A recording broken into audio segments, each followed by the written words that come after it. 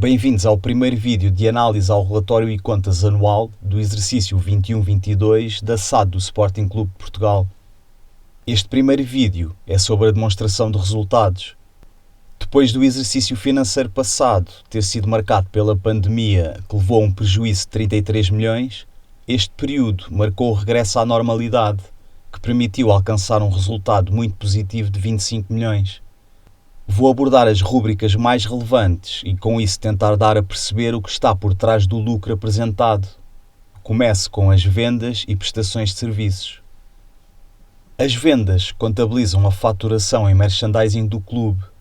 Tirando as vendas online, que me parece óbvio porque de terem descido, as vendas pelos outros dois canais dispararam, principalmente da Loja Verde. Isto decorre de um conjunto de fatores e iniciativas que o clube pôs em marcha.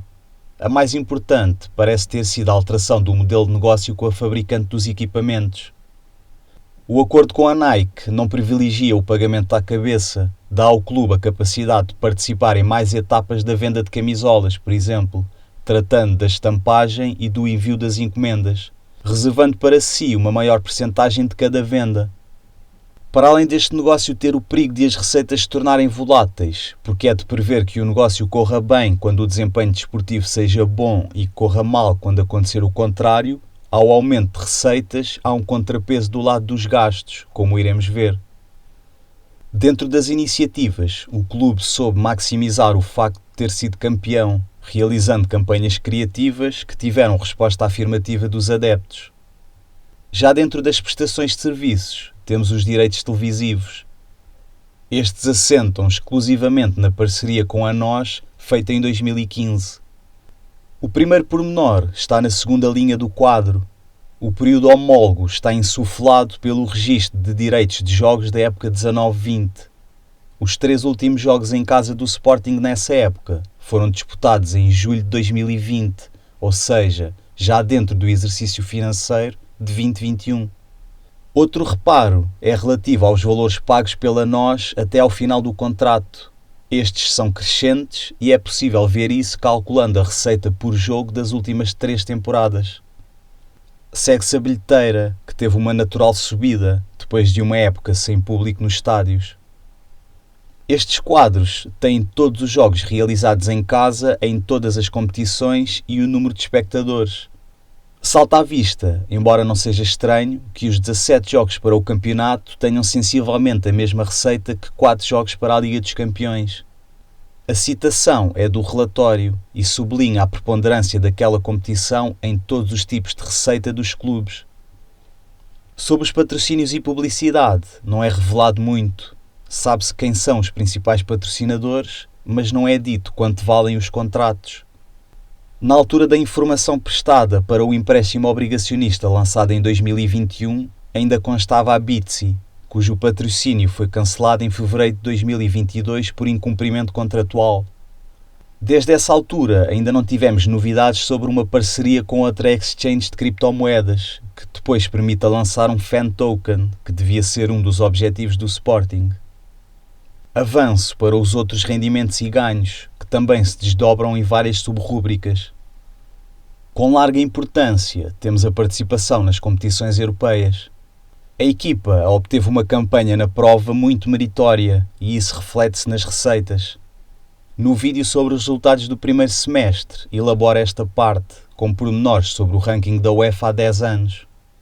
As outras subrúbricas são de fácil compreensão. Chamou-me a atenção a diferença em outros, que é explicada pela cedência do parque de estacionamento do estádio. Não sei ao certo a quem foi feita esta cedência e o porquê, talvez esteja ligada à pandemia. O que é certo é que garantiu à SAD uma receita extraordinária e de valor apreciável. Os rendimentos e ganhos operacionais foram o dobro daqueles que se verificaram no período passado. A explicação passa quase unicamente pelo regresso das receitas de bilheteira e pela excelente prestação na Liga dos Campeões. Do lado dos gastos, começamos com os fornecimentos e serviços externos e depois pelos gastos com o pessoal. Cabem nesta rúbrica uma série de gastos respeitantes à atividade desportiva que a SAD desenvolve. Com maior peso surgem os subcontratos, que são detalhados à frente. A nota principal incide sobre as refeições, que registam essencialmente o catering oferecido nos dias de jogos caseiros. De regresso ao quadro inicial, é possível ver que foi aberta uma nova conta, a de royalties. São pagamentos ao clube por parte da SAD, que devem ter uma percentagem fixa. Quanto mais a SAD faturar, mais paga ao clube.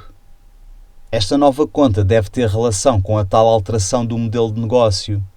Ainda sobre o mesmo tema, é também dado a conhecer que nos outros estão custos ligados ao negócio do merchandising. Entramos agora nos gastos com o pessoal. Um dos focos de interesse recai sobre a remuneração dos órgãos sociais. Neste quadro, temos essa remuneração discriminada. Houve uma componente fixa e uma atribuição da variável. Relativamente à fixa, apesar de numa Assembleia Geral se ter aprovado um aumento das remunerações, esse aumento não vigorou no exercício de 21-22. É expectável que seja uma realidade nas contas a apresentar em 22-23. Na componente variável, verifica-se um pagamento de um bónus, gratificação ou como lhe queiramos chamar, de 50% da remuneração fixa.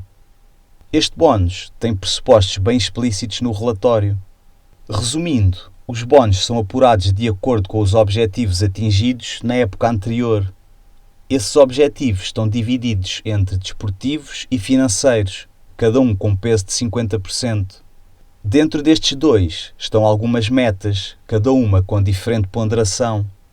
Feitas as contas, teremos uma percentagem que irá determinar se há bónus a entregar e, se sim, de quanto será esse bónus. Notem que, como é dito no relatório, a remuneração variável máxima é 75% da remuneração fixa. Então, em 21-22, analisaram-se as metas alcançadas em 20-21. Na parte desportiva, houve a conquista da Taça da Liga, do campeonato e a qualificação para a fase de grupos da Liga dos Campeões. Na parte financeira, houve uma alteração dos pressupostos devido aos efeitos da pandemia. Dentro destes, cumpriu-se a diminuição do déficit operacional sem transações. Posto isto, os 105% alcançados deveriam significar a atribuição de 100% da remuneração variável, mas não foi o que aconteceu, como se pode ver. Já li 30 vezes as páginas onde isto está explicado e não consigo perceber o porquê da atribuição de 50%. Presumo que, associado ao não aumento das remunerações, tenha havido também um reajuste dos prémios. Outro segmento com interesse são os prémios ao plantel e equipa técnica. Como se pode ler, há prémios individuais e coletivos e é impossível saber com exatidão a quem foram entregues e quanto. As únicas informações que foram divulgadas é que o campeonato conquistado em 2021 rendeu um prémio pago nesse mesmo exercício de 2,5 milhões. A respectiva qualificação para a Liga dos Campeões pagou um prémio rubricado em 21-22, que é quando a competição se inicia. Dentro dos 6,2 milhões apresentados, retirados os 3,5 da entrada direta, com alguma relevância assumo que deva constar o prémio pela passagem aos oitavos de final. Os gastos com benefícios pós-emprego deram uma ajuda para acomodar a subida de outras subrúbricas. Este corte de 2,3 milhões tem a origem na extinção de um contrato coletivo de trabalho. A SAD do Sporting estava vinculada a um contrato coletivo de trabalho que implicava uma obrigação para com os trabalhadores quando estes passassem à reforma. Esta obrigação era estimada com base em vários elementos, nomeadamente o número de trabalhadores abrangidos. Basicamente, era como se estimasse aquilo que o trabalhador X vai receber da parte da SAD como complemento de reforma e atualizar esse valor, ou seja, transformar um valor futuro num valor presente. O que aconteceu foi que, ao renunciar a este contrato coletivo, a SAD limpou uma obrigação que tinha registada no passivo e ficou contabilizado este ganho. Certamente que esta decisão teve de ser negociada e aceita pelos trabalhadores, e não deve ser inocente o facto de nos últimos anos terem havido aumentos nos vencimentos pagos aos funcionários. O aumento dos gastos foi menos expressivo que o aumento dos rendimentos, por isso houve uma enorme melhoria nos resultados operacionais sem transações. Seguem-se as rúbricas que nos vão levar aos resultados com as transferências de jogadores. As amortizações representam gastos relacionados com os passes. Tal como no vídeo 3 dos resultados semestrais, volta a apresentar o exemplo do Ugarte. Num exercício financeiro completo, o jogador custa cerca de 1,3 milhões. Este cálculo é efetuado para todos os jogadores e o total é o que está registado. As perdas por imparidade comportam uma desvalorização do passe ainda não refletida no ativo. É preciso recorrer ao conceito de valor líquido contabilístico do passe. É simplesmente o valor total de aquisição a subtrair pela amortização acumulada. Se por algum motivo o clube decide rescindir o contrato com um jogador e o passe desse jogador tem um valor X, esse X tem de ser retirado do ativo e representa um gasto a reconhecer nesta rúbrica. Os rendimentos e gastos com transações encontram-se resumidos neste quadro. As vendas contam com os montantes já líquidos de amortizações. Neste segundo quadro, temos a lista dos jogadores que contribuíram para esta rúbrica. Em 7 jogadores, encontramos 4 casos distintos. Há jogadores que já não tinham contrato desportivo com o Sporting, mas o clube manteve uma percentagem dos seus passes, ou negociou valores variáveis com os clubes para os quais vendeu os jogadores. Por outro lado, também tinha acordado a cedência de uma percentagem da receita na altura da venda do Rosier.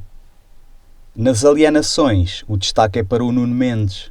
É de notar o valor contabilístico praticamente nulo que o jogador tinha, o que potencia a mais-valia.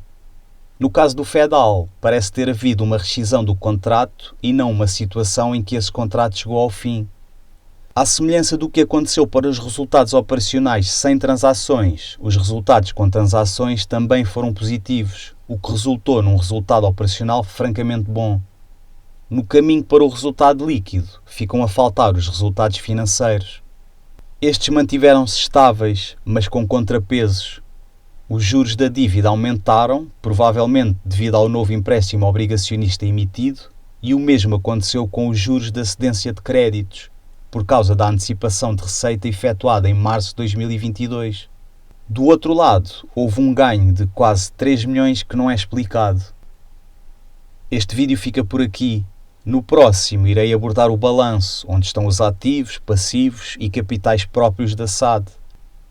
Não se esqueçam de subscrever o canal e até para a semana.